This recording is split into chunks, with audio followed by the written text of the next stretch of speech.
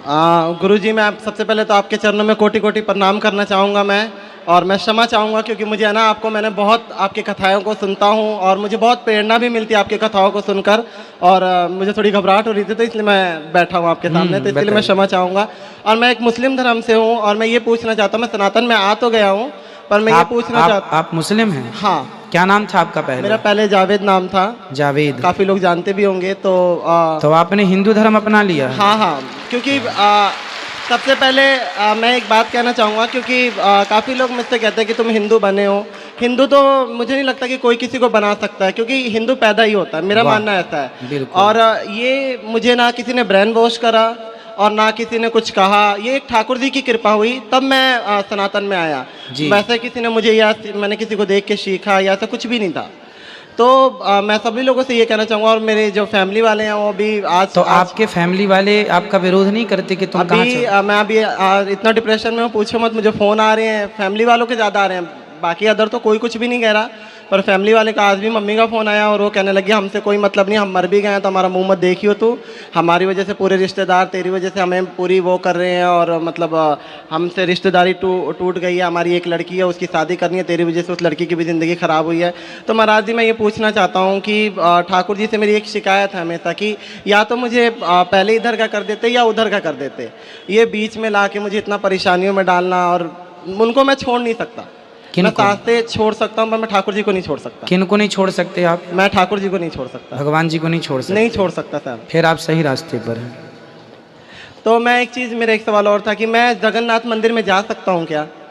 कि जगन्नाथ जी के मंदिर में अब तो आप इन्हें धर्म बदल लिया है, आपने धर्म परिवर्तन कर लिया अपना। हाँ जी। वैसे देखो, धर्म परिवर्तन करने की ज़रूरत ही नहीं पड़ती। हमारे ठाकुर जी जो है ना, हमारे भगवान कभी ये नहीं कहते कि तुम हिंदू हो जाओगे तो ही हम तुम्हें मिलेंगे। हाँ, मैं भगवान तो कहते हैं कि तुम मुसलमान भी हो, और यदि तुम उसी रूप में मुझे प्रेम कर लोगे तो मैं उसी रूप में तुम्हें प्राप्त हो जाऊंगा। हमारे भगवान कभी नहीं कहते कि तुम धर्म बदलो। नहीं रस खान जी को उसी रूप में, उसी लिबास में प्राप्त हुए थे भगवान। जब उनकी कृपा हुई तो मैं सब कुछ खाया करता था, पर जैसे उन्होंने कृपा करना स्टार्ट करा तो अपने आप ही छूटने लग गया। सब चीज़ों को देखकर वो मन वॉमिटिंग सी आनी, ये अपने आप होने लग गया। तो ये मुझे नहीं लगता कि मैं छोड़ सकता था या वो करता। आज का टाइम है कि कोई आमलेट भी बनाता है घर के पास में, तो उससे भी मुझे बहुत दिक्कत होती है। ऐसा लगता है जैसे वॉमिटिंग हो जाएगी। तो ये ठाकुर जी की कृपा ही है। पर अपनी माँ का दिल भी ना दुखाओ। आप अपनी माँ से बात करो कि माँ, मैं कोई गलत रास्ते पर तो हूँ नहीं, मैं किसी की हत्या नहीं कर रहा हूँ, मैं चोरी नहीं कर रहा हूँ। मैंने समझाया, पर आपको पता है कि वो समाज को लेके चलना है उन्हें। और उन्होंने मुझसे कहा भी कि मुझे अपनी एक बेटी की शादी करनी है और मुझे समाज में रहना है। तो अब मैं क्या कर सकता हूँ? मैं ठाकुर जी को भी नहीं छोड़ सकता। तो मुझे समझ नहीं आ रहा। तो आपको ये भक्ति का रोग कब से लगा? मैं बहुत छोटा था। मेरी जो परवरिश हुई है वो मेरी नानी के घर पे हुई है। अच्छा। तो नानी के जाने के बाद मामा मामी दिल्ली लेकर आए, उन्होंने मुझे 11 साल की एज में काम पे लगा दिया। तो मुझे तो काम वाम का पता नहीं था, मैं वहाँ बैठा रोता था। तो मेरे ख्याल 2012, एक साल बीत गया। समय ऐसा बीत जाता है और पता भी नहीं लगता, और आदत पड़ जाती है उस चीज़ को झेलने की।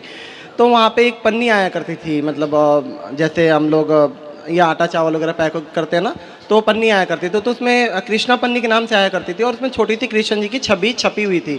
उन्होंने हाथ में मुरली रख के, मुझे पता नहीं था उस टाइम पे कृष्ण क्या है, और मुझे बिल्कुल भी इस चीज़ का अंदाज़ा नहीं था। तो मुझे बार बार ऐसा लगता ना कि कुछ टाइम बाद कि वो मुझे देख रहे हैं, वो कभी इशारे कर रहे हैं। तो मैं आंटी को बोलूँगा, आंटी ये देखना, ये जो फ़ोटो बनी मेरे को देखता है और कभी कभी इशारे करता है। तो आंटी कह रही, तो मतलब उन आंटी को लगता था कि बच्चा है या वैसी पागलपंती वाली बात है, ऐसा कुछ भी नहीं होता। वो मुझे बार बार कहती। मैंने कहा आंटी आप जाओगे फिर ये ऐसे ही होगा। और कई बार मैं दोपहर की रोटी खाता था तो मुझे ऐसा लगता था जैसे मुझसे कह रहे कि मुझे भी भूख लगी है, मेरे को भी दे। तो मैं आधी रोटी निकाल कर और सब्जी देता था, और भगवान जाने वो कहाँ जाता था मेरे को बिल्कुल नहीं पता। और फिर उसके बाद से इतना उनसे प्रेम हो गया कि मैं उस चिट को उखाड़ कर अपने साथ लेकर आया, डेली ले आता। फिर उसके बाद से जो मेरे मामा मुमा थे उनसे वो लोग मुझे मारने पीटने लग गए कि तू ये क्या कर रहा है, ये है वो है, जो भी हो। और उसके बाद से फिर मैं 13 साल का जब हुआ था मैंने घर को छोड़ दिया, क्योंकि उस टाइम में पता ही नहीं लगता था।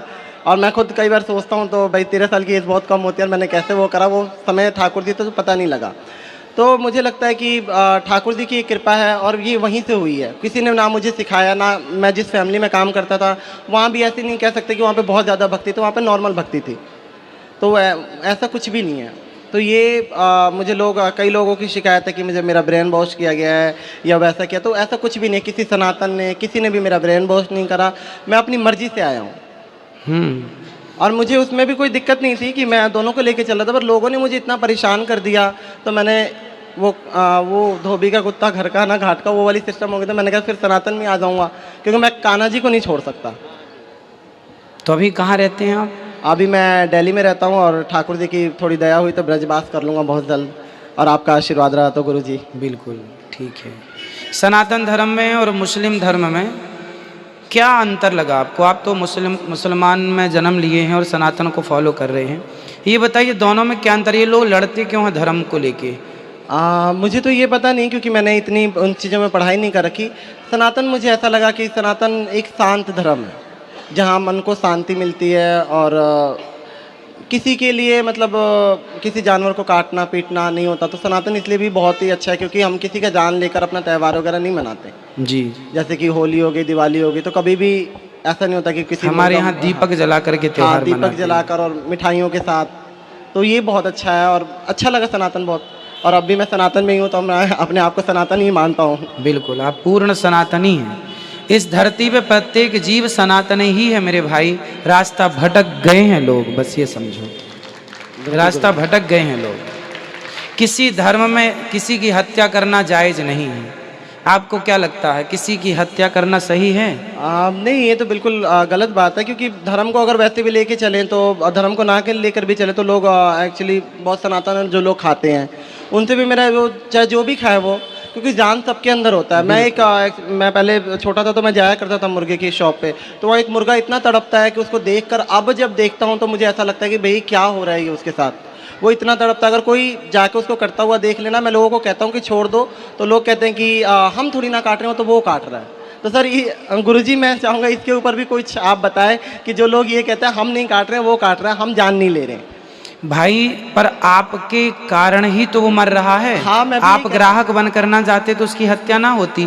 तो मेन जिम्मेदार हत्यारे तो वो ही हैं जो ग्राहक बन के गए हैं, और असली हत्यारे वो हैं। मेरा एक सवाल और भी है कि बहुत हमारे सनातन लोग हैं जो इन लोगों को किराए पे दे देते हैं, जो मुर्गा काटते हैं, जो भी धर्म से मुझे नहीं पता, पर उनके लिए भी कुछ आप मतलब उनको इस चीज़ का पाप लगेगा नहीं लगेगा? बिल्कुल पाप तो देखो किसी की, हमारे सनातन धर्म में तो लिखा है अहिंसा ही परमो धर्मा। हमारे यहाँ तो चींटी को भी आटा डाला जाता है, कुत्ते को रोटी, गाय को रोटी निकाली जाती है। जीव मात्र की रक्षा करना, जीव मात्र की सेवा करना। हमारे यहाँ एक राजा हुए हैं जिनका नाम है राजा शिवी, जिन्होंने एक पक्षी के लिए अपने शरीर का बलिदान दे दिया था, काट करके दे दिया था। एक पक्षी की रक्षा के लिए उनकी गोद में एक पक्षी उड़ के आ गया, तो जिसने पकड़ा था उसने कहा ले दो हमें, हम इसको खाएंगे। अब राजा ने कहा मेरी शरण में आ गया, मैं नहीं दे सकता। तो ये वो धर्म है सनातन धर्म, जहाँ एक पक्षी की रक्षा के लिए एक बहुत बड़ा राजा अपने आप का बलिदान देता है। अंत में भगवान प्रसन्न हो गए कि धन्य हो राजा, आपके अंदर जितनी दया है, इस दया से हम स्वयं बिक गए आपसे। और महाराज जी एक सवाल मेरा और भी है कि बहुत सारे डाउट है कि मैं संकीर्तन करता हूँ। एक्चुअली क्या करते हैं? मैं संकीर्तन ही करता हूँ। क्या गाते हैं आप? मैं कृष्ण संध्या। तो मैं ये पूछना चाहता हूँ कि जो भी मेरे से लोग कराते हैं, अब क्योंकि इस तरीके की बातें चल गई कि ये संकीर्तन करेगा तो हमें इसका पुण्य नहीं लगेगा, तो मैं ये पूछना चाहता हूँ कि अगर मेरे करने से किसी को पुण्य नहीं लगता तो भाई मैं नहीं करूँगा। नहीं, आपका जो पुण्य है वो आपके पास है। आप जो भी पुण्य करेंगे, आप जो भी पुण्य करेंगे, जो भी अच्छा कार्य करेंगे, उसका फल आपको निश्चित मिलेगा, उसका कहीं नहीं गया। मैं अच्छा करूंगा मुझे मिलेगा, ये अच्छा करें। महाराज जी मैं ये पूछना चाह रहा हूँ कि जो मेरे से करवाते हैं उन लोगों को, अब जैसे वृंदावन में बहुत सारे मंदिर हैं, हाँ, उन मंदिरों में कीर्तन के लिए लोग बुलाते हैं कि आप आके 2 घंटे कीर्तन करो, आप भी करो, तो आप कीर्तन कर सकते हैं। वो तो वहाँ की नियमावली है, कीर्तन करना है, कर सकते हैं, कोई दिक्कत नहीं है। आप अपनी माँ को, अपने पिताजी को समझाइएगा कि वो परेशान ना हो, आप सही जगह हैं। सनातन धर्म मीन्स आप खुद कह रहे हैं कि शांति का अनुभव है। पूरी दुनिया आज नहीं कल इसी शांति की ओर बढ़ेगी जिस शांति की ओर आप आज बढ़ गए हैं।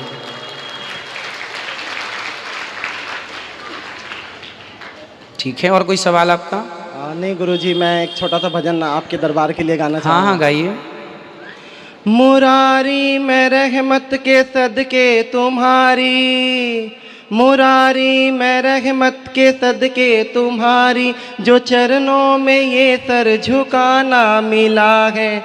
बड़े भाग्यशाली हैं वो तेरे बंदे, जिन्हें आप सा आशियाना मिला है। महाराज जी मैं कहना चाहूँगा कि जितने भी लोग हैं वो बड़े भाग्यशाली हैं जो इस कथा पंडाल में बैठे हैं, और हर सवाल का मुझे आज लगा कि कुछ जवाब मुझे मिला जो मैं खुद तलाश रहा था।